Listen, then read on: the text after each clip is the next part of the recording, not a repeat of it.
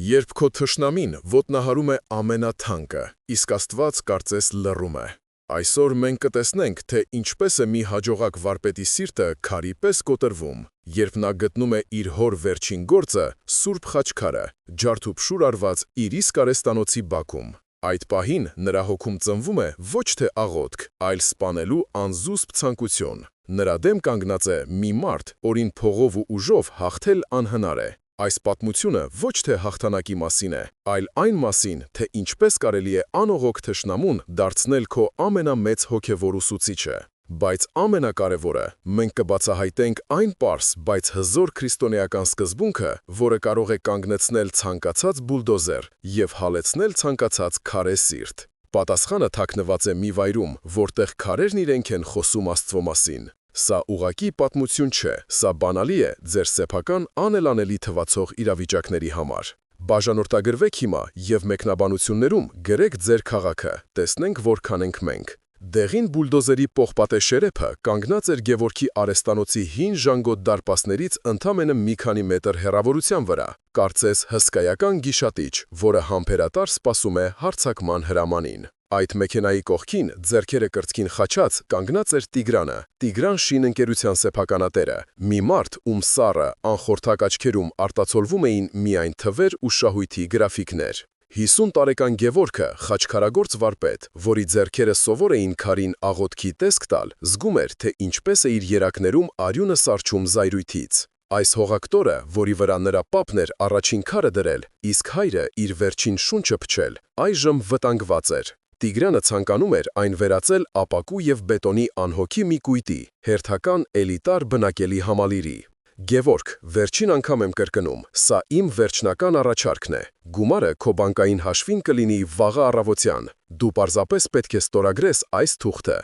Դիմադրությունդ անիմաստ է, դու դա լավ գիտես։ Իմ փաստաբանները քո փոքրիկ արհեստանոցից փոշի անգամ չեն թողնի։ Գևորգի բռունցքներն այնքան ուժեղ էին, որ եղունգները խրվել էին ափի մեջ, փոքրիկ կարմիր կիսալուսիններ թողնելով։ Սա վաճառքի ենթակա չէ, Տիգրան։ Այս հողը իմ ընտանիքի պատմությունն է։ Այստեղի ամեն քար իմ հոր ձեռքի հետքն է գրում։ Դու կարող ես գնել ամբողջ Երևանը, բայց այս մի կտոր հողը քոնը չի լինի։ Տիգրանը քմծի ծախ տվեց, մի ձայն, որը քար քերելու տհաճություն ուներ։ Պատմություն։ Պատմությունն այսօր գրվում է փողով, Գևորգ, իսկ քո գրպանները, ինչպես տեսնում եմ, դատարկ են։ Տեսնենք, թե քո սենտիմենտալ հեքիաթները որքան կդիմանան դատարանում։ Հենց այդ պահին նրանց մոտեցավ Գևորգի քույրը, 48 տարեկան Լուսինեն, մի կին, ում աչքերում կարծես աշխարհի բոլոր կարիքավորների ցավն էր հավաքված։ Նա աշխատում էր Հույսի տուն բարեգործական կազմակերպությունում, և նրա կյանքը մի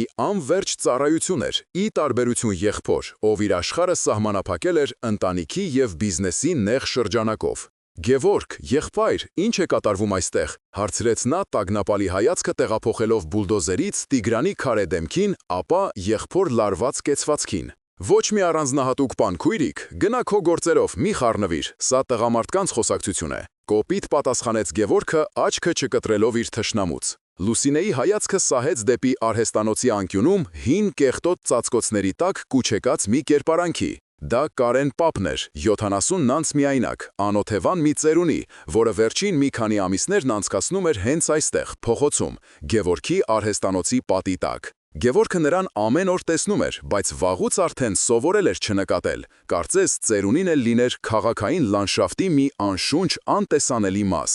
Գևորգ, գոնե մի կտոր հաց տուր այս մարդուն, նայիր, թե ինչպես է դողում այս սառը քամու տակ, ձայնի մեջ խնդրանք կար։ Գևորգը նույնիսկ չշրջվեց։ Թող գնա աշխատի, եթե քաղցած է, ես ոչ ոքի պարտական չեմ, իմ հոգսերն ինձ հերիք են։ Լուսինեն ծանր հոգոց հանեց, տեսնելով, թե ինչպես է եղբոր սիրտը կարծրացել ոչ միայն օտարի, այլև սեփական հոգու նկատմամբ։ Նա հստակ տեսնում էր երկու ճակատագից, մեկը դրսում էր դեղին բուլդոզերի տեսքով, իսկ մյուսը շատ ավելի սարսափելին։ Անցնում էր հենց Գևորգի սրտի միջով։ Նույն երեկոյան, երբ Գևորգը փակում էր արհեստանոցի դուռը, նրա բանվորները, 5 հոգի, որոնցից յուրաքանչյուրը մի ընտանիքի հացն էր տուն տանում, հավաքվել էին նրա շուրջ։ Նրանց դեմքերին անհանգստություն էր։ Ամենատարեցը, վարպետ Հակոբը, որի մատները քարի փոշուց սպիտակել էին, առաջ եկավ։ Վարպետ Գևորգ, էս Տիգրանի մասին լավ բաներ չեն խոսում, ասում են ում հետ գործ է ունեցել, վերջում տունն ու տեղն է կորցրել,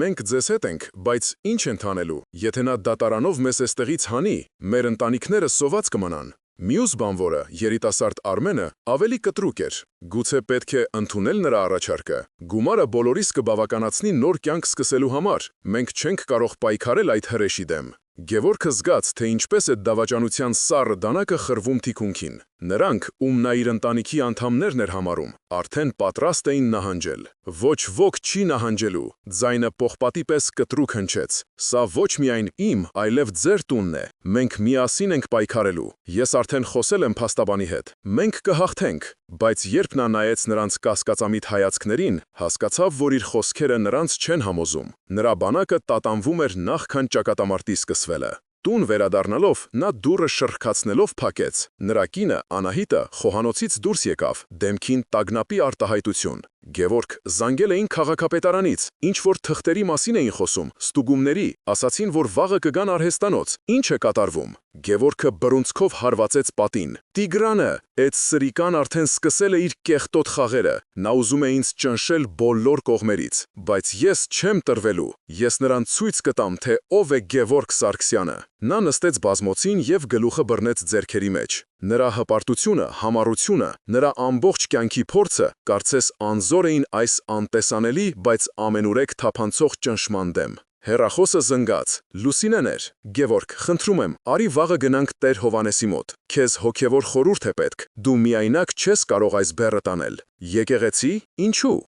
Որդ կարող է ինձ օգնել քահանան։ Աղոթքները կկանգնեցնեն Տիգրանի բուլդոզերը։ Ինձ պետք է ոչ թե աղոթք, այլ լավ փաստաբան և փող։ Քեզ պետք է իմաստություն, եղբայր, ոչ թե փող։ Մեղմ, բայց հաստատուն պատասխանեց Լուսինեն։ Իմաստություն, որը փողով չես գնի։ Խնդրում եմ, մտածիր։ Գևորգը լուր դրեց լսափողը։ Նա զգում էր, որ պատերը սեղմվում են իր շուրջ։ Թշնամին հարձակվում էր դրսից, դաշնակիցները տատանվում էին, իսկ սեփական հոգու ներսում տիրում էր խառնաշփոթ ու զայրույթ։ Նա մենակ էր այս պատերազմում և դեռ չգիտեր, որ ամենադժվար ճակատամարտը սպասվում է ոչ թե դատարանի դահլիճում, այլ իր սեփական սրտի խորքում։ Հաջորդ առավոտ Գևորգը, չնայած իր ներքին դիմադրությանը, զիջեց Լուսինեի համար խնդրանքներին։ Նրանք միասին մտան Սուրբ Սարգիս եկեղեցու բակ, որտեղ հին թթենու ստվերում նստած էր Տեր Հովհաննեսը, սպիտակ մորուքով, խորաթափանց ու բարի աչքերով մի քահանա, ում իմաստության մասին խոսում էին ողջ թաղամասում։ Տեր հայրը ուշադիր լսեց Գևորգի զայրույթով, անզորությամբ և վրեժի ծարավով լի պատմությունը։ Նա թույլ տվեց, որ Գևորգը թափի իր սրտում կուտակված ամբողջ դառնությունը, չընդհատելով, չդատելով, պարզապես լսելով։ Երբ Գևորգը վերջապես լռեց, հոգնած իր իսկ բառերից, Տեր Հովհաննեսը ոչինչ չասաց։ Նա լուռ վեր կացավ, նրանց հրավիրեց եկեղեցու հարակից փոքրիկ գրասենյակ, որտեղ օդը լի էր խնկի և հին գրքերի բույրով։ Սեղանին դրեց հնամենի, կաշվե կազմով ավետարանը և իր հաստ աշխատանքից կոշտացած մատներով զգուշորեն բացեց Մատթեոսի գիրքը։ Գևորգ, որդիս, սկսեց նա խորը հանգիստ ձայնով, որը կարծես թափանցում էր մինչև հոգու խորքը։ Քո պայքարը արդար է, քանզի դու պաշտպանում ես ոչ միայն քո ունեցվածքը, այլև քո հայրերի ժառանգությունը, քո արմատները, բայց գլխավոր հարցն այն է, թե ինչ զենքով ես դու մտնում այդ պայքարի մեջ։ Արդյոք քո զայրույթը և ատելությունը քեզ մոտեցնում են Աստծուն, թե քայլ առ քայլ հեռացնում են նրանից, քեզ թողնելով մենակ ու անզոր քո թշնամու առաջ։ Տեր Հովհաննեսի մատը սահեց տպագիր տողերի վրայով։ Երբ որ մարդի որդին գա իր փառքովը և ամեն սուրբ հրեշտակները նրա հետ, այն ժամանակ կնստի իր փառքի աթոռի վերեյա։ Եվ նրա առաջին կժողովուին ամեն ազգերը, և նորանց կզատե իրարուց, ինչպես հովիվը զատում է ոչխարներին այծերիցը։ Նա բարձրացրեց իր հայացքը ավետարանից և նայեց ուղիղ Գևորգի աչքերի մեջ, որոնք լի էին կասկածով և անվստահությամբ։ Դու հիշում ես այս առակը, Գևորգ, վերջին դատաստանի առակը։ Թագավորը աջ կողմում կանգնած ոչխարներին ասում է. «Եկեք, իմ հոր օրհնածները, ժառանգեցեք աշխարհի սկզբից ձեզ համար պատրաստված արքայությունը, որով քաղցրի և ինձ ուտելու տուվիք, ծարավ էի և ինձ խմեցրիք, օտար էի և ինձ ներս առաք»։ Տեր հայր, ներեցեք, որ ընդհատում եմ, բայց ես չեմ հասկանում, թե սա ինչ կապ ունի իմ խնդրի հետ, անհամբերությամբ խոսեց Գևորգը։ Իմ թշնամին, Տիգրանը, ոչ քաղցած է, ոչ ծարավ, ոչ էլ մերկ։ Նա գիշատիչ է, որը ցանկանում է խլել իմ ունեցած վերջին թանկ բանը։ Իսկ ո՞վ է քաղցած ու ծարավ Գևորգ, հարցը հնչեց մեղմ, բայց սուրի պես կտրեց օդը։ Ո՞վ է մերկ ու հիվանդ, ով է անօթևան քո իսկ աչքի առաջ, ում դու ամեն օր տեսնում ես քո արհեստանոցի դարպասների մոտ եւ անտարբեր երեսդ շրջում։ Գևորգի մտքով կայծակի պես անցավ Կարեն պապի կերպարը, կծկված, ցրտից դողացող, մոռացված բոլորի կողմից։ Նա լռեց, եւ այդ լռությունը ավելի խոսուն էր, քան ցանկացած խոստովանություն։ Լուսինեն, որ մինչ այդ լուռ նստած էր, խախտեց լռությունը։ Տեր հայր, ես անընդհատ նրան հիշեցնում եմ մեր պապերի ավանդույթների մասին։ Հիշում ես Գևորգ, պապիկը պատմում էր, թե ինչպես էին գյուղում սաջի անում։ Վերջին կտոր հացը կիսում էին ոչ միայն հարևանի, այլև անծանոթ ճամփորդի հետ։ Հայ մարդը երբեք իր դուրը եկած կարիքավորին ձեռնունայն հետ չի ուղարկել, բայց այսօր կարծես ամեն ինչ փոխվել է, մարդկանց սրտերը սարել են։ Ոչ թե ամեն ինչ է փոխվել դուստրս, այլ մենք ենք փոխվել, իմաստնորեն շարունակեց քահանան։ Մենք մոռացել ենք Տիրոջ ամենակարևոր պատվիրանը, այն չափանիշը, որով նա դատելու է մեզ։ Երբ արդարները զարմացած հարցնում են. «Տեր, երբ քեզ տեսանք քաղցած եւ կերակրեցինք, կամ ծարավ եւ խմեցրինք», նա պատասխանում է խոսքերով, որոնք պետք է դաջվեն յուրաքանչյուր քրիստոնյայի սրտին։ Ճշմարիտ եմ ասում ձեզ. «Ինչ որ արեցիք այս եղբայրներից իմ ամենափոքրերից մեկի համար, արեցիք ինձ համար»։ Գևորգ, դու ուզում ես պայքարել Տիգրանի անարդարության դեմ։ Դու ուզում ես, որ Աստված քեզ հետ լինի այդ պայքարում, որ նա լսի քո աղոթքները, բայց ինչպես կարող ես Աստծուց օգնություն խնդրել, երբ Աստված ինքը քո դռան առաջ Կարեն պապի տեսքով ցրտից դողում է, իսկ դու նրան անտեսում ես։ Դու չես կարող մի ձեռքով խաչ հանել ու Տիրոջից օգնություն խնդրել, իսկ մյուս ձեռքով քշել կարիքավորին, որի մեջ հենց ինքը Քրիստոսն է քեզ այցի եկել։ Քո հավատքն առանց գործերի մերձ է որդիս։ Քո առաջին եւ ամենակարևոր պայքարը ոչ թե Տիգրանի, այլ քո սեփական քարացած սրտի դեմ պետք է լինի։ Գնա եւ նախ հաղթիր այդ ճակատամարտում, եւ միայն դրանից հետո Աստված կլսի քեզ ու ցույց կտա ճիշտ ճանապարհը։ Գևորգը դուրս եկավ եկեղեցուց, գլխիկոր, կարծես ուսերին մի ծանր բեռ լիներ։ Տեր Հովհաննեսի խոսքերը ոչ թե մխիթարել, այլ ավելի էին խորացրել նրան ներքին խռովքը։ Նա սկսում էր գիտակցել, որ իր արհեստանոցի շուրջ Տիգրանի կառուցած պատերից շատ ավելի բարձր ու ամուր պատեր նա ինքն է կառուցել իր սրտի շուրջ։ Պատեր, որոնք ներս չէին թողնում ոչ կարեկցանք, ոչ սեր, ոչ էլ Աստծո ձայնը։ Տուն վերադառնալով նա գտավ իր կրտսեր եղբորը Լևոնին, որը եկել էր Երևան լսելով կատարվածի մասին։ Լևոնը 45 տարեկան, գործնական, տաքարյուն եւ իրատես մի մարդ էր, ով հավատում էր միայն ուժին եւ փողին։ Սեղանին դրված ընթրիքը սառել էր, իսկ օդում վլարվածություն կար։ «Ես ամեն ինչ լսել եմ, Գևորգ», սկսեց Լևոնը, չսպասելով ավագ եղբոր խոսքին։ «Պետք չէ նստել ու սպասել։ Այս Տիգրանի նմանների լեզուն միայն ուշն է։ Ես կապեր ունեմ, մի քանի զանգ եւ մենք նրա մասին այնպիսի կեղտ կգտնենք, որ նա ինքը կխնդրի մեզանից հեռու մնալ։ Կարող ենք մի քիչ վախեցնել, նա արագ կհասկանա, որ սխալ մարդու հետ է գործ բռնել»։ Գևորգը հոգնած նայեց եղբորը։ «Ոչ, Լևոն, մենք այդ ճանապարհով չենք գնա, մենք չենք իջնի նրա մակարդակին»։ Նա վերցրեց սեղանի վրայից ավետարանը, որը Լուսինեն էր թողել։ «Այսօր ես Տեր հոր հետ խոսեցի, նա ինձ մի բան հիշեցրեց, մի բան, որ մենք մոռացել ենք»։ Նա բացեց գիրքը, փորձելով գտնել առակի տեղը։ Բայց նրա խոսքերը միայն ավելի բորբոքեցին Լևոնին։ «Ավետարանը։ Գևորգ, դու լուրջ ես, դու պատրաստվում ես աղոթքներով պայքարել բուլդոզերի դեմ։ Այդ մարդը մեր հոր տունն է քանդում, իսկ դու ինձ քարոզ ես կարդում։ Քո տեղը եկեղեցին չէ, այլ փաստաբանի գրասենյակը»։ Գևորգի կինը Անահիտը, որ մինչ այդ լուռ լսում էր, միջամտեց. «Լևոն, ճիշտ չես խոսում, Գևորգը ճիշտ է ասում, մենք չենք կարող չարությանը չարությամբ պատասխանել, դա մեզ կկործանի»։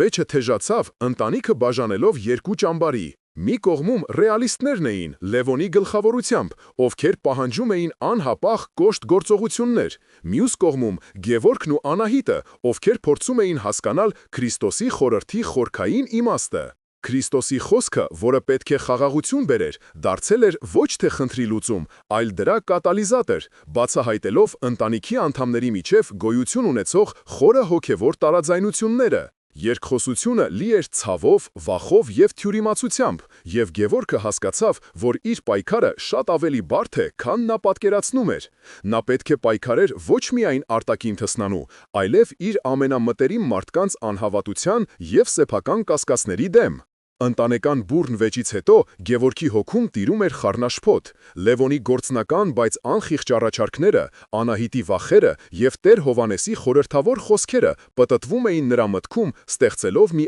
անտանելի աղմուկ։ Հաջորդ օրը Տիգրանի կողմից ուղարկված տեսուչները ժամանեցին արհեստանոց։ Նրանք ամեն ինչ մանրակրկիտ զննում էին, չափում, լուսանկարում, կարծես հանցագործության վայրում լինեին։ Գևորգի բանվորները Հակոբը, Արմենը եւ մյուսները լուռ ու լարված հետևում էին, նրանց հայացքներում կարդացվում էր անորոշություն եւ վախ։ Գևորգը փորձում էր իրեն հանգիստ պահել, բայց նրա սիրտը բռունցքի պես սեղմվել էր։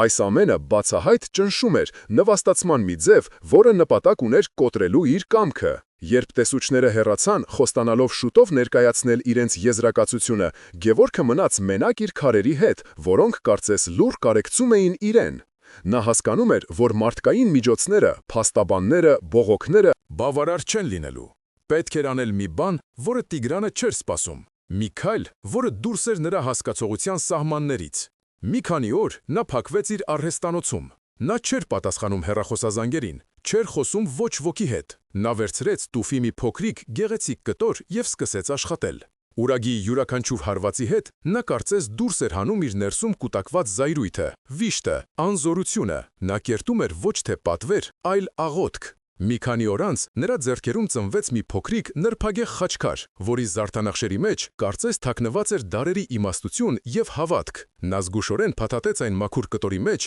եւ որոշում կայացրեց։ Նա կգնար Տիգրանի մոտ, ոչ թե սպառնալու կամ պահանջելու, այլ տալու։ Այս միտքը նույնիսկ իրեն էր անհեթեթ թվում։ Ինչպես կարող էր իր թշնամում նվեր տանել, բայց Տեր Հովհաննեսի խոսքերը՝ «Սիրեցեք ձեր թշնամիներին», անընդհատ հնչում էին նրա ականջներում։ Գուցե սա էր առաջին քայլը։ Գուցե սա էր այն անսպասելի զենքը, որը կարող էր փոխել ամեն ինչ։ Տիգրանի գրասենյակը գտնվում էր քաղաքի կենտրոնում, փայլուն, ապակեպատ մի երկնաքերի վերջին հարկում։ Ամեն ինչ այստեղ խոսում էր հարստության եւ իշխանության մասին։ Թանկարժեք կահույք, ժամանակակից արվեստի գործեր պատերին, հսկայական պատուհան, որից ամբողջ Երևանը երևում էր ինչպես ափի մեջ։ Տիգրանը նստած էր իր հսկայական սեղանի մոտ, հեռախոսով ինչ-որ մեկին կոշտ հրահանգներ տալով։ Նա զարմացած հայացքով նայեց Գևորգին, երբ քարտուղարուհին հայտարարեց նրա անունը։ «Ինչ ես ուզում այստեղ», հարցրեց նա, անգամ չառաջարկելով նստել։ Գևորգը մի պահ վարանեց։ Նրա ներսում ամեն ինչ ընդվզում էր այս քայլի դեմ։ Նրա հպարտությունը գոռում էր, որ սա նվաստացում է,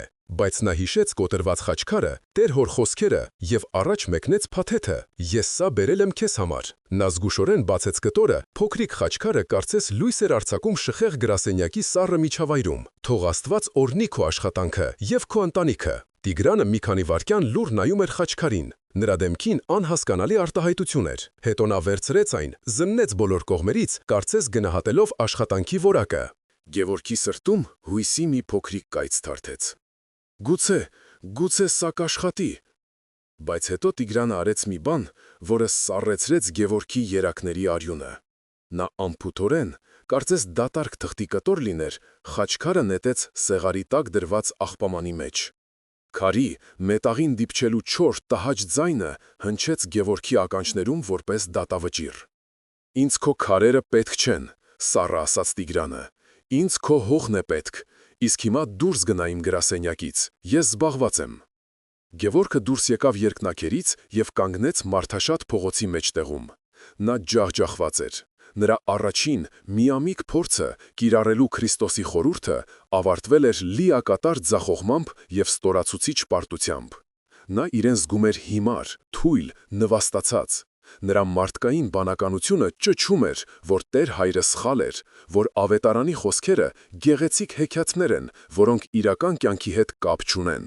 Այս աշխարհում գործում էր միայն ուժի օրենքը, եւ նա, փորձելով լինել ոչխար, ընկել էր գայլի երախը։ Նա գնաց դեպի Սուրբ Սարգիս եկեղեցի, ոչ թե աղոթելու, այլ պատասխաններ պահանջելու։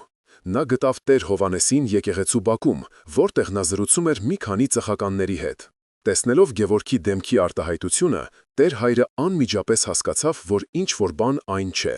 Նա ներողություն խնդրեց զրուցակիցներից եւ Գևորգին տարավ դեպի եկեղեցու խորքը, որտեղ նրանք մենակ էին։ «Դուք սխալ էիք, Տեր Հայր», կոշտ սկսեց Գևորգը, ձայնը դողում էր զայրույթից եւ վիրավորանքից։ «Ես արեցի այն, ինչ դուք ակնարկեցիք, ես իմ թշնամուն ներողությունից ու սիրուց մի կտոր տվեցի։ Իսկ գիտես նա ինչ արեց, նա այն նետեց աղբամանը, իմ հավատքը, իմ աղոթքը, իմ հույսը, նա այդ ամենը ոտնատակ տվեց, ձեր Քրիստոսի խորհուրդը չի աշխատում։ Տեր Հովհաննեսը լուր լսում էր։ Երբ Գևորգը վերջացրեց, նա ծանր հոգոց հանեց. «Որդիս, դու կարծում ես, թե Տիրոջ պատվիրանը կախարդական փայտիկ է, որը պետք է թափահարես և բոլոր խնդիրներդ կլուծվեն։ Դու նվեր տվեցիր ոչ թե սիրուց, այլ ակնկալիքով։ Դու ակնկալում էիր, որ քո բարի արարքի դիմաց Տիգրանը կփոխվի, կզղջա և հետ կկանգնի իր մտադրությունից։ Դու առևտուր էիր անում Աստծո հետ։ Իսկական սերը անպայմանական է։ Սիրեցեք ձեր թշնամիներին, նշանակում է սիրել նրանց, անկախ նրանից, թե նրանք ինչպես են քեզ վերաբերվում։ Սիրել նույնիսկ այն ժամանակ, երբ նրանք քո սերը նետում են աղբամանը։ Դու դեռ ճանապարհի սկզբում ես, Գևորգ։ Քո առաջին փորձը ձախողվեց, որովհետև քո հավատքը դեռ մակերեսային է։ Դու պետք է ավելի խորը փորես, հասնելու համար այն աղբյուրին, որտեղից բխում է իսկական, անպայմանական սերը։ Այս ձախողումը ոչ թե վերջն է, այլ սկիզբը քո իսկական հոգևոր ճանապարհորդության։ Տեր Հովհաննեսի խոսքերը Գևորգի համար դառը դեղի պես էին, տհաճ, բայց անհրաժեշտ։ Նա սկսում էր հասկանալ, որ Քրիստոսին հետևելը ոչ թե միանգամյա սխրանք է, այլ ամենօրյա, համբերատար աշխատանք սեփական հոգու վրա։ Սակայն նա դեռ չէր էլ պատկերացնում, թե որքան դժվար է լինելու այդ ճանապարհը։ Տիգրանը, տեսնելով, որ ուղղակի ճնշումն ու սպառնալիքները Գևորգին չեն կոտրում, որոշեց հարվածել ամենացավոտ տեղին, նրա բարի անվանն ու պատվին։ Մի քանի օր անց տեղական, ոչ այնքան հայտնի, բայց շատ ընթերցվող մի թերթում հայտնվեց մի մեծ հոդված «Խաչքարագործի խարդախությունները» վերնագրով։ Հոդվածում անանուն աղբյուրների վրա հղում անելով Գևորգը և նրա հանգուցյալ հայրը ներկայացվում էին որպես խաբեբաներ, որոնք տարիներ շարունակ թանկարժեք քարերի փոխարեն օգտագործել են էժանագին նյութեր, խաբել են իրենց հաճախորդներին և նույնիսկ եկեղեցիներին։ Հոդվածը լի էր կեղծ մանրամասներով, շինծու պատմություններով և ակնարկներով, որոնք ստվեր էին գծում Սարգսյանների ընտանիքի 3 սերնդի անբիծ համբավի վրա։ Դա ցեխ շպրտելու դասական օրինակ էր, որից, ինչպես հայտնի է, եթե նույնիսկ հետք չմնա, տհաճ հոտը մնում է։ Այդ հոդվածի հայտնվելուց հետո Գևորգի աշխարհը սկսեց փլուզվել։ Ճնշումը դարձավ ոչ թե վերացական, այլ ֆիզիկապես շոշափելի։ Առաջին հարվածը ստացավ նրա տարեց մայրը, տիկին Վարդուհին։ Երբ նա, ինչպես ամեն շաբաթ, գնաց թաղամասի շուկա, զգաց, որ ինչ-որ բան փոխվել է։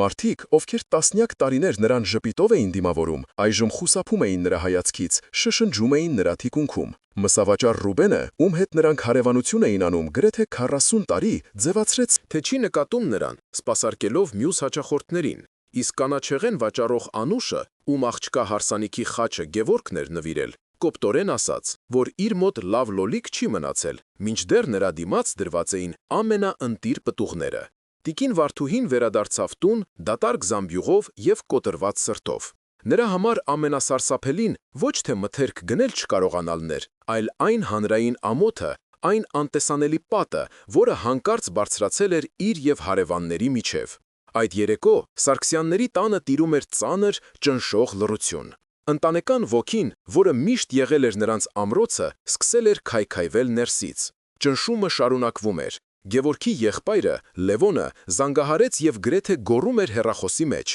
«Տեսա՞ր, թե քո սիրիր թշնամուտ քաղաքականությունը մեզ ուր հասցրեց։ Մեր անունը ցեղի հետ են խառնել։ Դու դեռ շարունակելու ես աղոթել նրա համար։ Պետք է գործել։ Պետք է պատասխան հոդված տպել, դատի տալ, վարձել լրագրողների, որոնք Տիգրանի ամբողջ կեղտոտ անցյալը փորեն-բերեն։ Իսկ դու նստել ես ու ավետարան ես կարդում»։ Գևորգը չգիտեր ինչ պատասխանել։ Նրա հավատքը տատանվում էր։ Նա հավատում էր Քրիստոսի խոսքերին, բայց դրանք բառացիորեն կիրառելու հետևանքները սարսափելի էին։ Ինչ հօգուտ հոգու փրկությունից, եթե դու կորցնում ես քո ընտանիքի պատիվը, քո մտերիմների հարգանքը։ Ինչ կասեն մարդիկ հարցը, որը թվում էր, թե նա հաղթահարել է, նորից սկսել էր տանջել նրան։ Նույնիսկ նրա հավատարիմ բանվորները սկսեցին կասկածել։ Վարպետ Գևորգ, մի օր նրան մոտեցավ Հակոքը։ Պատվերները կտրուկ պակասել են, մարդիկ զանգում են, չեղյալ էլ հայտարարում։ Ասում են, չենք ուզում խաբեբանների հետ գործ ունենալ։ Մենք ձեզ հավատում ենք, բայց այսպես շարունակվել չի կարող, մեր երեխաները հաց են ուզում։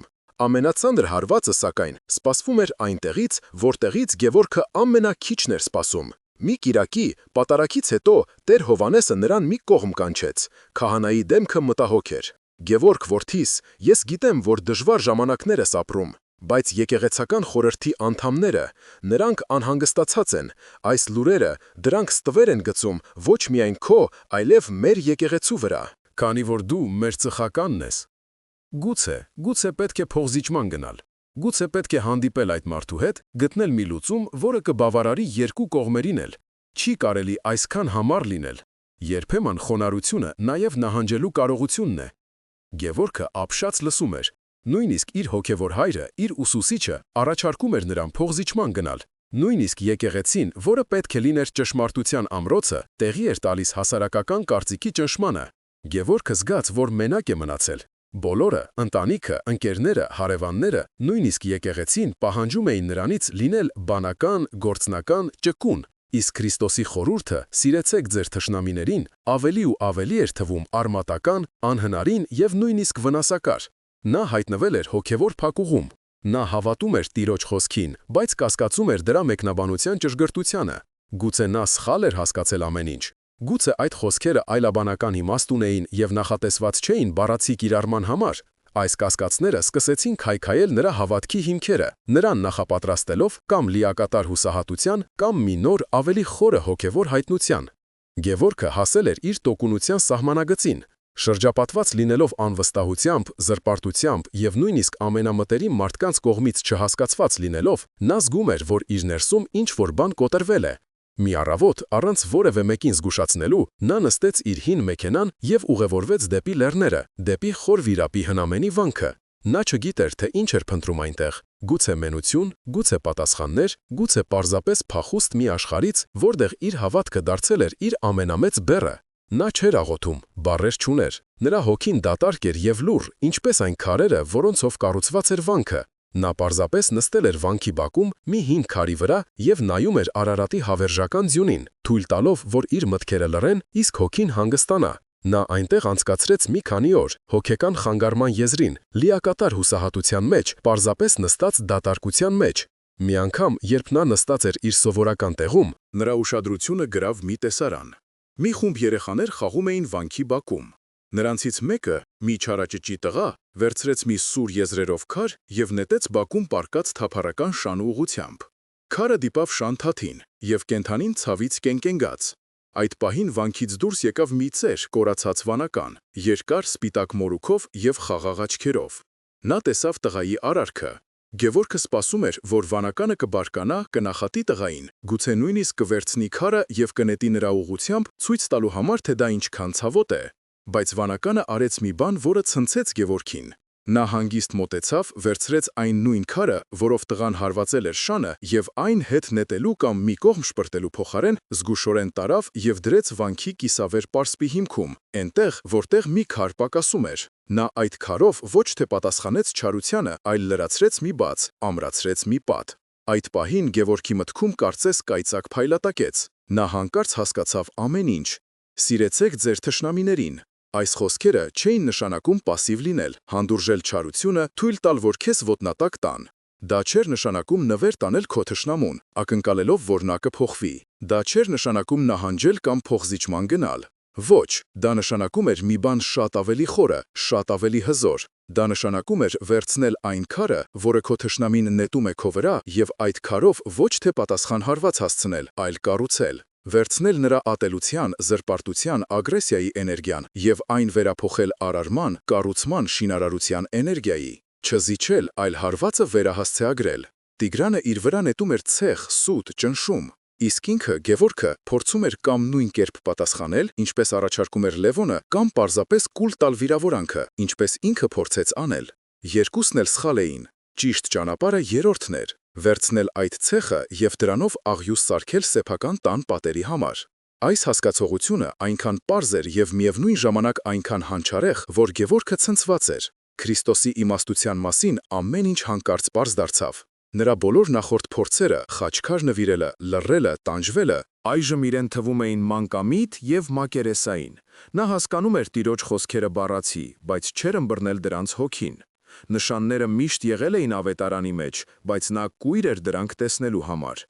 Այժմ, երբ նրա հոգևոր աչքերը բացվել էին, նա տեսնում էր ճանապարհը։ Նա գիտեր, թե ինչ պետք է անի։ Նա այլևս չէր պայքարելու Տիգրանի դեմ։ Նա պարզապես կշարունակեր կառուցել, բայց այժմ ավելի մեծ ուժով, ավելի մեծ իմաստությամբ, օգտագործելով հենց այն քարերը, որոնք իր թշնամին նետում էր իր վրա։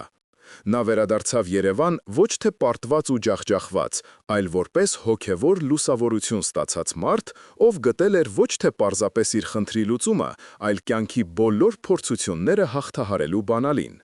Նա հայտնաբերել էր Քրիստոսի խոսքերում թաքնված իսկական գանձը, և այդ գիտակցումը նրան դարձրեց անպարտելի։ Գևորգի վերադարձը խոր վիրապից նման էր փոթորկից հետո եկած լռության։ Նրա դեմքին այլևս չկար այն տանջահար կասկածներով լի արտահայտությունը, դրա փոխարեն հայտնվել էր մի խորը, անսասան հանգստություն, որը զարմացնում և նույնիսկ մի փոքր անհանգստացնում էր նրա հարազատներին։ Նա չէր շտապում որևէ բան բացատրել։ Մի քանի օր նա պարզապես լուռ էր, դիտում էր, լսում և կարծես իր մեջ ամրապնդում էր այն նոր ճշմարտությունը։ Այդ ընթացքում Տիգրանի կողմից սանձազերծված զրպարչական արշավը շարունակվում էր, պատվերները գրեթե չկային, բանվորները հուսահատության եզրին էին, իսկ եղբայրը Լևոնը անընդհատ զանգում էր, պահանջելով վճռական գործողություններ։ Վերջապես, մի կիրակի երեկոյան Գևորգը հավաքեց իր ընտանիքին, կնոջը Անահիտին, եղբորը Լևոնին և քրոջը Լուսինեին, իրենց հայրական տան հյուրասենյակում, որտեղ պատից նայում էր նրանց հոր Վարպետ Սարգիսի խիստ, բայց բարի դիմանկարը։ Օդում լարվածություն կար, բոլորը սպասում էին, որ Գևորգը վերջապես կհայտարարի իր պարտության մասին կամ կհամաձայնի Լևոնի ծրագրին։ Գևորգը հանգիստ նայեց բոլորին, և նրա ձայնը հնչեց հստակ ու վստահ. «Ես որոշում եմ կայացրել։ Մենք չենք վաճառելու արհեստանոցը, մենք չենք դատվելու Տիգրանի հետ, և մենք չենք պատասխանելու նրա ցեխին ցեխով, մենք կառուցելու ենք»։ Լևոնը անհամբեր թափահարեց ձեռքը։ «Կառուցելու ենք։ Ինչ ենք կառուցելու, Գևորգ։ Մեզ շուտով այստեղից դուրս կշպրտեն, իսկ դու կառուցելուց ես խոսում, քո գլխի հետ ամեն ինչ կարգին է»։ Գևորգը շարունակեց չդարձնելով ուշադրություն եղբոր խոսքերին։ «Տիգրանը ցանկանում է վերցնել մեր հողը, որպեսզի դրա վրա կառուցի շքեղ, էլիտար շենք հարուստների համար։ Շատ լավ, իսկ մենք հենց նրա քթի տակ, մեր հողի վրա, կսկսենք վերականգնել այն հին, կիսավեր մատուռը, որը գտնվում է արհեստանոցի հետևի մասում։ Այն մեր պապի պապն է կառուցել։ Մենք կվերականգնենք այն մեր սեփական միջոցներով և կբացենք բոլորի համար։ Մենք Տիգրանի շահույթի ծրագիրը կվերածենք համընդհանուր աղոթքի վայրի։ Մենք նրա ատելության քարերով կկառուցենք Աստծո տունը»։ Սենյակում մի պահ մեռյալ լռություն տիրեց։ Առաջինը խախտեց այն Լևոնը, ով պարզապես պայթեց. «Դու խելագարվել ես, սա ինքնասպանություն է, սա նրան ավելի կբարկացնի, նա մեզ կոչնչացնի, դու մտածով ես մեր ընտանիքի, մեր երեխաների մասին»։ Լուսինեն, ընդհակառակը, հիացմունքով նայում էր եղբորը, նրա աչքերը փայլում էին արցունքներից։ «Գևորգ, սա հանճարեղ է», շշնջաց նա, «սա իսկական քրիստոնեական պատասխան է»։ Բայց բոլորի հայացքները ուղղված էին Անահիտին։ Նա, ով ամենաշատն էր տառապել հանրային ամոթից, ով ամենաշատն էր վախեցել ապագայից։ Նա երկար նայեց ամուսնու աչքերի մեջ, որոնցում այլևս վախ չկար, այլ միայն հավատքի անսասան կրակ։ Եվ հետո, երկար ժամանակվա մեջ առաջին անգամ նա ժպտաց. «Ես քեզ հետ եմ, Գևորգ», հանգիստ, բայց ամուր ասաց նա, «ինչ էլ որ լինի, ես քեզ հետ եմ»։ Այդ պահին ընտանիքում տեղի ունեցավ վերջնական բաժանում։ Լևոնը, իրեն դավաճանված զգալով, վեր կացավ և զայրացած հեռացավ, հայտարարելով, որ այլևս չի ուզում մասնակցել այս խելագարությանը։ Իսկ Գևորգը, Անահիտը և Լուսինեն կազմեցին մի նոր, փոքրիկ, բայց ամուր դաշինք, որը հիմնված էր ոչ թե արյան կապի, այլ ընդհանուր հավատքի և Քրիստոսի խոսքի նորովի ընկալման վրա։ Հաջորդ օրը Գևորգը իր որոշման մասին հայտնեց իր բանվորներին։ Նրանց արձագանքը խառն էր։ Երիտասարդ Արմենը, ով միշտ թերահավատորեն էր տրամադրված, գլուխը թափահարեց և ասաց, որ ինքը չի կարող անվճար աշխատել և գնում է ուրիշ գործ փնտրելու։ Մի քանի այլ բանվորներ նույնպես վարանեցին, բայց ամենատարեցը, Վարպետ Հակոբը, ուշադիր լսեց Գևորգին, հետո մոտեցավ, ձեռքը դրեց նրա ուսին և ասաց. «Քո հայրը հպարտ կլիներ քեզանով, տղաս, ես մնում եմ։ Այս քարերը իմ կյանքն են, իսկ Աստծո տուն կառուցելը ամենամեծ պատիվն է»։ Մի քանի այլ բանվորներ, ոգևորվելով Հակոբի օրինակով, նույնպես համաձայնեցին մնալ։ Լուրը արագ տարածվեց։ Երբ Գևորգը գնաց Տեր Հովհաննեսի մոտ պատմելու իր ծրագրի մասին, քահանան երկար լռեց, հետո նրա աչքերում հայտնվեցին ուրախության արցունքներ։ «Ես սխալվում էի, Գևորգ», խոստովանեց նա։ «Ես քեզ խորհուրդ էի տալիս փողզիջման գնալ, որովհետև իմ հավատքը թույլ էր։ Իսկ դու գտար ճիշտ ճանապարհը։ Դու հասկացար այն, ինչ մենք, քահանաներս, տարիներով քարոզում ենք, բայց հաճախ ինքներս չենք կարողանում կիրառել։ Աստված քեզ հետ, որդիս, եկեղեցին կօգնի քեզ, ինչով որ կարող է»։ Այսպիսով, համայնքի ներսում ի հայտ եկան նոր դաշնակիցներ և նոր հակառակորդներ։ Ոմանք Գևորգին համարում էին հերոս, ոմանք խելագար, բայց Գևորգին դա այլևս չէր հետաքրքրում։ Նա գտել էր իր ճանապարհը, և այժմ նա պատրաստ էր քայլել դրանով, անկախ նրանից, թե ով իրեն կհետևի և ով կդատապարտի։ Նա սկսում էր կիրառել Քրիստոսի իմաստությունը գործով, և դա փոխում էր ոչ միայն իրեն, այլև իր շրջապատի աշխարհը։ Հաջորդ լուսաբացին Գևորգի արհեստանոցի տարածքը վերածվեց մի տարօրինակ շինհրապարակի։ Այնտեղ այլևս խաչքարեր չէին կերտվում։ Գևորգը, վարպետ Հակոբը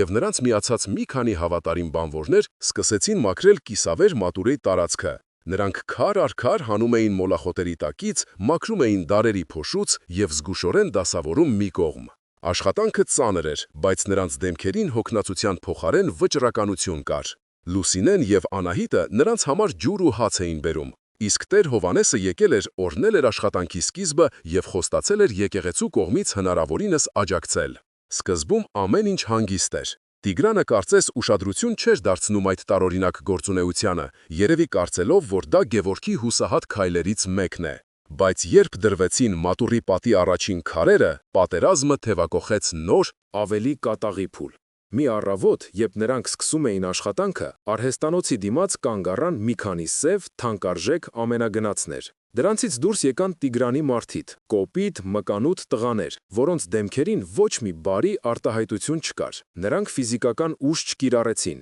նրանց զենքը հոգեբանական ճնշումն էր։ Նրանք իրենց մեքենաներից ամբողջ հզորությամբ միացրին ռաբիս երաժշտություն, որի թահաճ ռիթմերը խախտում էին աշխատանքի խաղաղ մթնոլորտը։ Նրանք սկսեցին մոտակայքում միտումնավոր աղբ թափել, տարածքը վերածելով աղբանոցի։ Նրանք բարձրաձայն վիրավորանքներ էին հնչեցնում, ծաղրելով Գևորգի աստվածավախությունը և նրա խելագար ծրագիրը։ Գևորգի բանվորները լարվեցին։ Նրանցից մեկը, երիտասարդ Վարդանը, չդիմացավ և բռունցքներն սեղմած շարժվեց դեպի նրանց։ «Վարպետ, թույլ տվեք, ես հիմա սրանց լեզուն կհասկացնեմ»։ Գևորգը հանգիստ կանգնեցրեց նրան։ Նա նայեց Տիգրանի մարդկանց աչքերի մեջ, որոնք լի էին ատելությամբ, և նրա հայացքում ոչ թե վախ կար, այլ կարեկցանք։ Նա ոչինչ չասաց, պարզապես վերցրեց հերթական քարը և զգուշորեն դրեց պատի մեջ։ Նրա յուրաքանչյուր շարժումը հանգիստ էր, վստահ և լի ներքին ուժով։ Նա պատասխանում էր նրանց ագրեսիային ոչ թե ագրեսիայով, այլ արարմամբ, նրանց բղավոցներին քարի լռությամբ, նրանց քանդելու ցանկությանը կառուցելու համառությամբ։ Այս տարօրինակ դիմակայությունը շարունակվեց մի քանի օր։ Տիգրանի մարդիկ գալիս էին, ստեղծում էին իրենց անտանելի մթնոլորտը, իսկ Գևարգն ու իր փոքրիկ թիմը լուր շարունակում էին իրենց գործը։ Եվ հետո սկսվեց անսպասելին։ Մարդիկ, ովքեր անցնում էին փողոցով, սկզբում հետաքրքրությամբ, հետո հիացմունքով հետևում էին այս տեսարանին։ Նրանք տեսնում էին ոչ թե երկու թշնամական ուժերի բախում, այլ մի կողմից կույր, անիմաստ ագրեսիա, մյուս կողմից արժանապատիվ լուռ արարում։ Մի օր մի տարեց կին, որն ապրում էր հարևանությամբ, մոտեցավ և Լուսինեին տվեց մի շիշ սառը թան։ «Աստված օրհնի ձեր գործը, աղջիկ ջան», ասաց նա։ «Մենք ամեն ինչ տեսնում ենք»։ Հաջորդ օրը եկավ մի երիտասարդ ճարտարապետ, ով լսել էր այս պատմությունը։ «Ես կարող եմ անվճար օգնել ձեզ մատուռի նախագծման հարցում», առաջարկեց նա։ Սա իմ ներդրումը կլինի այս սուրբ գործին։ Մարդիկ սկսեցին միանալ։ Ոմանք գումար էին բերում, ոմանք շինանյութ, ոմանք էլ պարզապես գալիս էին և մի քանի ժամ օգնում էին աշխատանքին։ Նույնիսկ Կարեն պապը, ում Գևորգն ու Լուսինեն արդեն ժամանակավոր կացարան էին գտել, գալիս էր և իր թույլ ուժերի ներածին չափով օգնում էր, քարեր մաքրելով։ Հակամարտությունը դուրս էր եկել Գևորգի և Տիգրանի անձնական հարթությունից և դարձել էր հանրային։ Դա այլևս երկու մարդու պայքար չէր հողի համար։ Դա արժեքների պայքար էր, փողի և հավատքի, ցինիզմի և կարեկցանքի, քանդելու և կառուցելու։ Գևորգը, հասկանալով Քրիստոսի խորհրդի ուժը, սկսեց այն կիրառել իր կյանքի բոլոր ոլորտներում։ Նա գնաց իր մորը նեղացրած մսավաճառ Ռուբենի մոտ, ոչ թե նրան ամոթանք տալու, այլ պատրեր տալու։ Նա պատվիրեց մեծ քանակությամբ միս մատուռի շինարարներին կերակրելու համար։ Ռուբենը ամոթահար սկզբում հրաժարվեց գումար վերցնել, բայց Գևորգը պնդեց. «Դու քո աշխատանքն ես անում, ես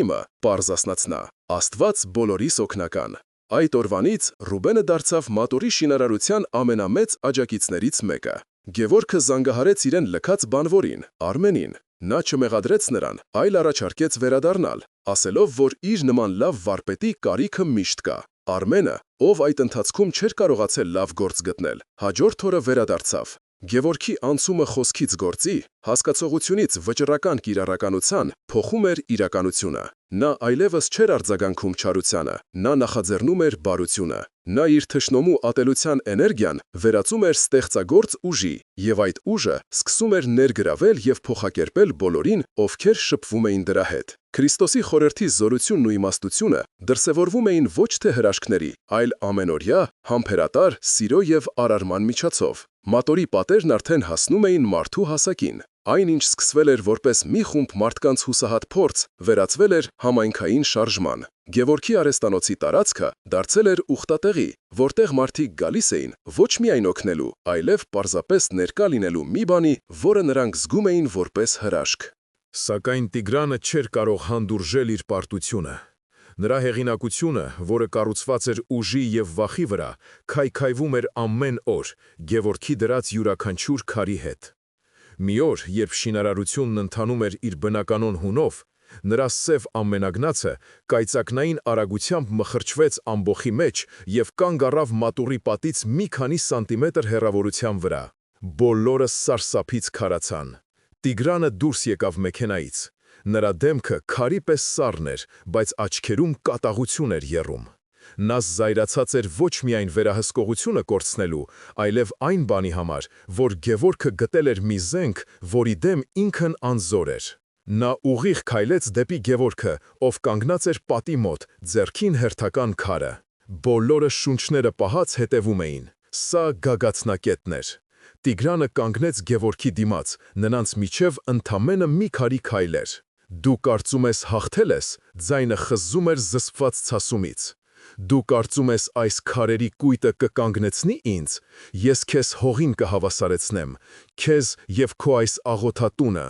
Գևորգը չնահանջեց։ Նա հանգիստ նայեց Տիգրանի աչքերի մեջ, եւ այդ հայացքում ոչ թե ատելություն կար, ոչ թե վախ, այլ մի խորը մարդկային ցավ։ Նա մի քանի օր էր ծախսել, ուսումնասիրելով Տիգրանի անցյալը, բայց ոչ թե կեղտ փնտրելու, այլ նրան հասկանալու համար։ Ես գիտեմ, որ քո ծնողները, Հակոբը եւ Սաթենիկը, թաղված են հին գերեզմանատանում, որտեղ ոչ ոք այլևս չի այցելում, ասաց Գևորգը մեղմ, բայց հստակ ձայնով։ Այս մատուռը մենք կառուցում ենք նաև նրանց հիշատակին, որպեսզի նրանց հոգիները խաղաղություն գտնեն։ Նա առաջ մեկնեց այն փոքրիկ հարթ քարը, որը պահում էր ձեռքին։ Սա առաջին քարն է նրանց անունով, խնդրում եմ, դու ինքդ դիր այն պատի մեջ։ Այդ պահին տեղի ունեցավ անհավանականը։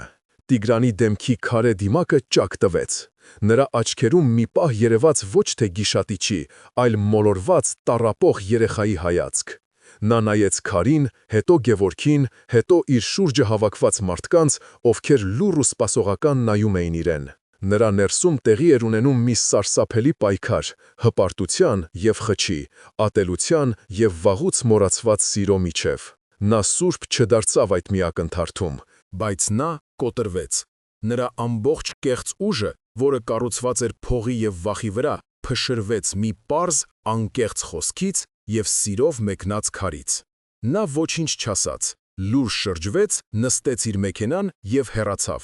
Եվ բոլորը հասկացան, որ նա այլևս չի վերադառնա։ Անցավ մի քանի ամիս։ Փոքրիկ, բայց գեղեցիկ մատուռը արդեն ավարտված էր։ Նրա օծման արարողությանը եկել էր գրեթե ամբողջ թաղամասը։ Գևորգի արհեստանոցը նորից աշխատում էր, եւ պատվերներն ավելի շատ էին, քան երբևէ։ Մարդիկ գալիս էին ոչ միայն որակյալ խաչքարի, այլև այն մարդու հետ շփվելու համար, ով կարողացել էր հավատքով հաղթել ուժին։ Բայց Գևորգի համար ամենամեծ հաղթանակը մեկ այլ տեսարան էր։ Մի օր, երբ նա աշխատում էր արհեստանոցում, դուռը բացվեց, եւ ներս մտավ նրա եղբայրը, Լևոնը։ Նա ոչինչ չասաց, պարզապես վերցրեց գործիքները եւ սկսեց օգնել եղբորը։ Այդ լլության մեջ կար ամեն ինչ՝ ներողություն, հարգանք, զղջում և վերագտնված եղբայրական սեր։ Գևորգի կյանքը և նրա շրջապատի կյանքը փոխվել էին, որովհետև նա հասկացել էր մի պարզ ճշմարտություն. Քրիստոսի խորհուրդը ոչ թե թուլություն էր, այլ ամենամեծ ուժը, որը կարող է ոչ միայն լեռներ տեղաշարժել, այլև հալեցնել ամենաքարե սրտերը։ Սիրելի եղբայրներ և քույրեր, այսօրվա մեր պատմությունը հասավ իր ավարտին։ Մենք տեսանք, թե ինչպես կարող է մի մարդ, զինվելով Տիրոջ խոսքով, փոխել ոչ միայն իր, այլև շատերի ճակատագիրը։ Գևորգը հասկացավ, որ թշնամու նետած քարերով կարելի է ոչ թե պատասխան հարված տալ, այլ տաճար կառուցել։ Սա է Քրիստոսի իմաստության գործնական կիրառությունը։